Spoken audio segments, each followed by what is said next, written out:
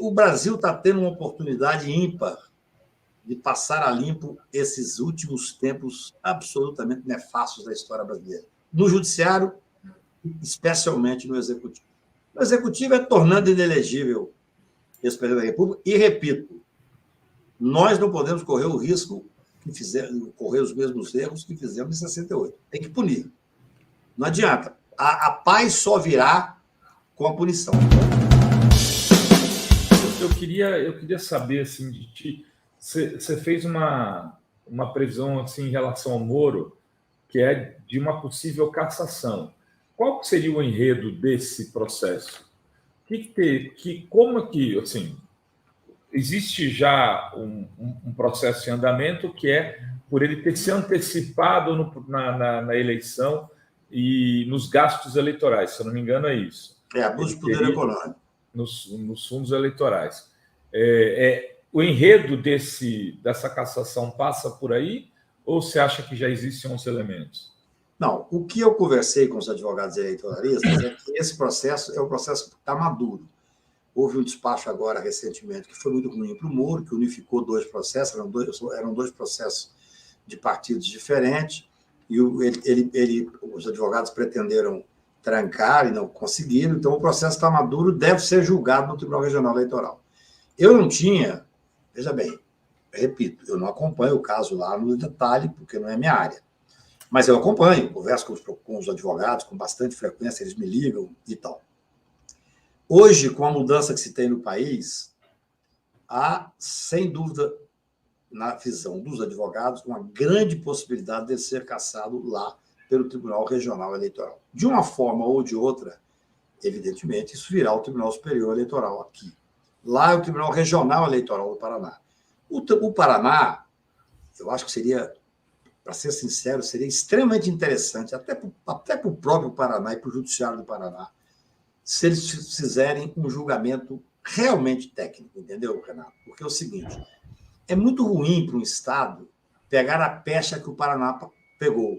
É verdade. Outro dia, eu vou me lembrar, vocês talvez se lembrem, um determinado político que fez uma crítica ao Paraná e acabou parecendo que era uma crítica ao Estado como um todo. O governador veio e reclamou, não sei se foi o Dino, eu não sei. Sei que foi uma coisa que deu muita polêmica. Por quê? Porque eu lembro da crítica que fizeram a Brasília. A mesma coisa que fizeram a Brasília. A Brasília até foi interessante. Eu estava em Paris, eu escrevi um artigo, chamando, com todo respeito, mas chamando o ministro Rui Costa à responsabilidade, a respeito da Brasília e tal, e achei muito digno da parte dele. Ele me ligou imediatamente, com o artigo que saiu, falou: Cacá, eu fui mal interpretado, eu quero conversar com as pessoas, se você puder vir aqui. Eu estava em Paris, e aí eu tinha falado com o Paulo Otávio, cuja esposa é neta do Juscelino Kubitschek, para não partidarizar a coisa. Eles foram até o Rio, eu liguei para o ministro Jacques Wagner, que foi de uma gentileza. O Jacques Wagner é o político eu acho, o mais elegante do Brasil. Eu sou apaixonado pela forma que ele faz política. O Jacques Wagner mais o Rui receberam o pessoal do JK, e ele pediu desculpas a Brasília. Então, assim, são essas questões que ficam efervescendo. Eu acho que aquilo ali foi ruim, por um lado foi bom, porque eu acho que hoje nós temos um fundo constitucional garantido. A reação foi tal que, de certa forma, esse evento nos ajudou, vamos chamar assim. Entendeu? Agora, essa história do Paraná é muito ruim, porque assim, eu tenho amigos no Paraná, eu advogo no Paraná, eu já fui ao Paraná, sou tratado com o maior respeito pelo tribunal, mas eu sou um crítico, porque eu acho que, às vezes, esse episódio, por exemplo, em que a ordem de um desembargador foi desobedecida por determinação de um procurador da República, é estarrecedor. É estarrecedor. Eu vou dar um exemplo para você. Uma vez, eu sou advogado do português brasileiro Raul Smith, que nós ganhamos tudo dele, estamos ganhando cada vez mais. Ele mora em Portugal e foi perseguido. Inclusive, esse é um dos casos que mais me dói, porque o Deltan, aquele castor, tem as gravações que eles falam assim: não, quando nós ganhamos a extradição, ele mora em Lisboa. Não, vamos fazer uma ação contra a filha dele, que aí ele apavora e volta. Olha a covardia. Olha que, né? Coisa incrível, está gravado lá. Pediram até a prisão dela, infelizmente não foi deferida, mas bloquearam bens, busca e apreensão. Então, assim, o nível é muito difícil. É muito difícil lidar com quem não tem escrúpulos. Mas, por outro lado, você veja, a gente faz os enfrentamentos que tem que ser feito e as coisas vão consolidando agora de forma positiva. Quer dizer, o Estado do Paraná, quando, nesse caso específico do Raul, eu entrei com mandado de segurança contra a DRCI, que é um órgão do Ministério da Justiça. Não tinha nada a ver com o Moro. Eu estava ganhando tudo contra o Moro, mas aí veio a questão da extradição e passa para o governo federal. Não sei se você consegue entender. Então, lá contra o Moro, eu estava ganhando tudo. Extradição, ganhei, nós ganhamos absolutamente tudo. Agora, ele foi absolvido, inclusive, o Raul. Bem, só que nós entramos com mandado de segurança contra a DRCI, ganhamos um liminar. O Moro, que não era autoridade coatora, quando soube pela imprensa, ele ligou, mandou um ofício para a Polícia Federal, dizendo para não cumprir. Olha só a gravidade. Mesma coisa que o Deltan fez agora contra a determinação de soltura do Lula. Só que não era o Paraná. Lá no Paraná, o tribunal não fez nada, foi uma vergonha, ao contrário. O tribunal atendeu o Deltan e revogou a ordem do Favreto. Aqui, quem era presidente da turma, onde eu tinha ganhado a liminar, era o doutor Ney Belo, que é um juiz da maior categoria, e técnico e corajoso. Eu me lembro que eu liguei para o doutor Ney Belo para dizer da gravidade e da urgência e tal. Eu normalmente não gosto de ligar, mas era necessário porque o juiz, o Moro, estava determinando à polícia que desobedecesse uma ordem aqui de Brasília, não é nem o tribunal dele. Aí o doutor Ney Belo atendeu o telefone e falou assim: doutor Cacai, não precisa, eu penso que sei do que se trata, não precisa falar sobre o assunto. Só isso. E em 2 horas veio uma decisão, mas, assim, colocando o Moro no seu devido lugar. Essa é a diferença. Por isso é que eu digo que o Tribunal do Paraná, se tiver uma decisão agora do eleitoral caçando o Moro, de certa forma, começa a respirar. Porque lá, quando o Favreto deu uma decisão e o Deltan afrontou o Poder Judiciário, o tribunal, infelizmente, seguiu o Deltan. Aqui em Brasília, quando nós ganhamos uma decisão do o juiz Leão, que é um juiz de Goiás, que hoje até foi nomeado desembargador, com toda a competência, com todos os méritos e tal.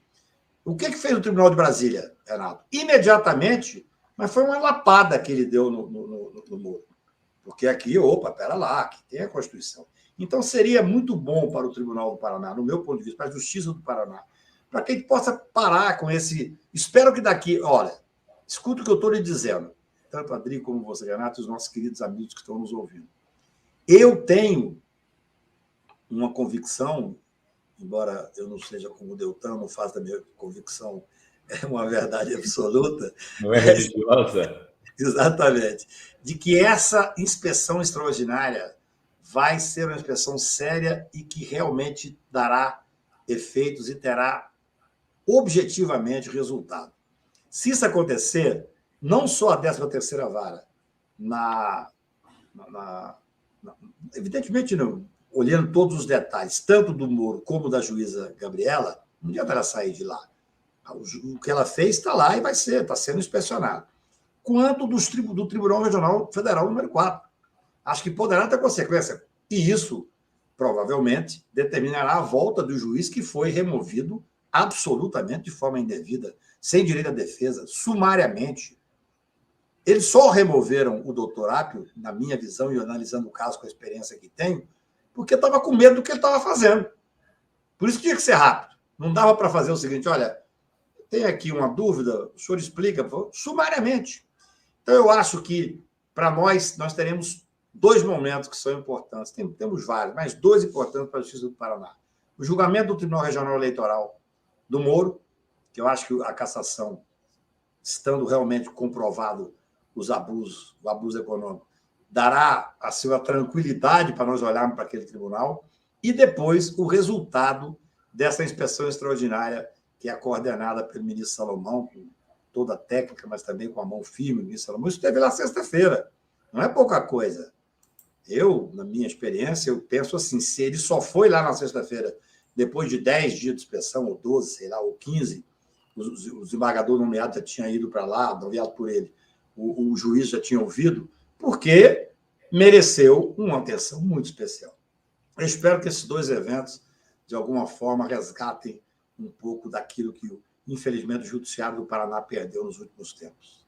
O pessoal está lembrando que é o Gilmar Mendes que disse que a República de Curitiba tem porões e tem esqueletaços dentro disso. Tudo. Exatamente, foi o ministro Gilmar. E depois até ele veio a público e disse que não queria fazer essa crítica exatamente e tal. Mas, assim, é verdade. Eu mesmo, quantas vezes da tribuna ou por escrito, ao enfrentar uma série de abusos que vi ali, eu usei a expressão tribunal de passagem, que é uma coisa que eu não gosto, mas é um fato. Eu sou advogado, eu vejo o que está acontecendo. Por que até o julgamento agora do juiz de garantias, que está na fase de sustentação oral, o Tofik, que é um grande advogado, ao sustentar, advogado de São Paulo, ele disse, olha, quando havia uma operação na Lava Jato, ou na Lava Jato do Rio de Janeiro, Bretas e Moro, os advogados imediatamente buscavam encontrar uma saída processual, veja que absurdo, Renato, para tentar levantar uma hipótese de não deixar naquela vara, porque quando você lia o processo de abertura da operação, busca e apreensão ou prisão e tal, já estava pré-julgado.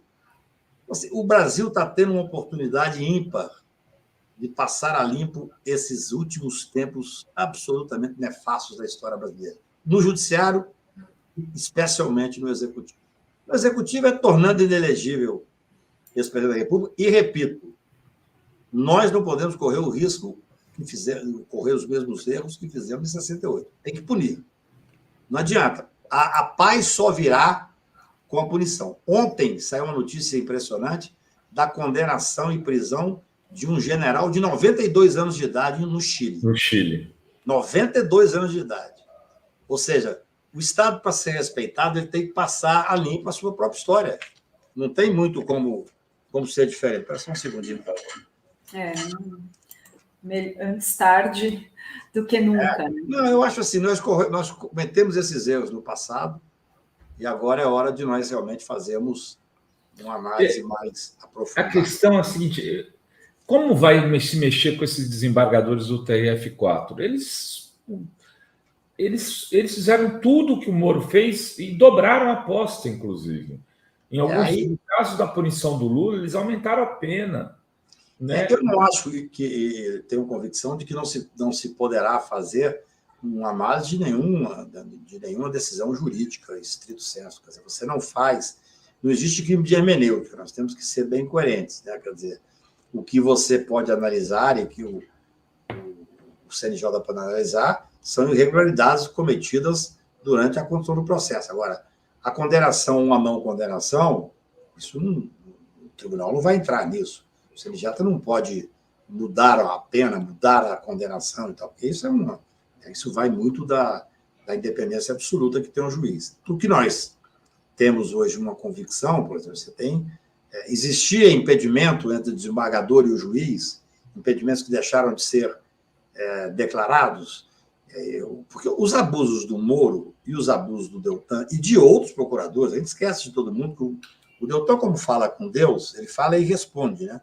Aquela conversa é uma coisa inacreditável. Ele se compara a Moisés. Deus fala para ele, Deltan, eu mandei Moisés para salvar o meu povo. Quer dizer, ali tem um desvio que eu acho que tem que ser estudado. Não é comum uma pessoa falar com Deus e responder em nome de Deus. É uma coisa... Assim, se não tivesse tido influência na história recente do Brasil, seria só cômico.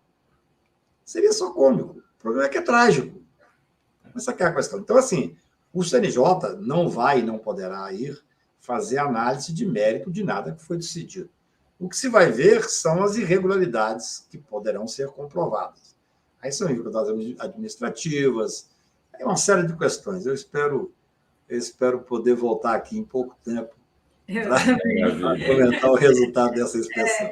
Com o Bolsonaro inelegível, né? Muito passado. Dia 22 agora nós temos o primeiro round.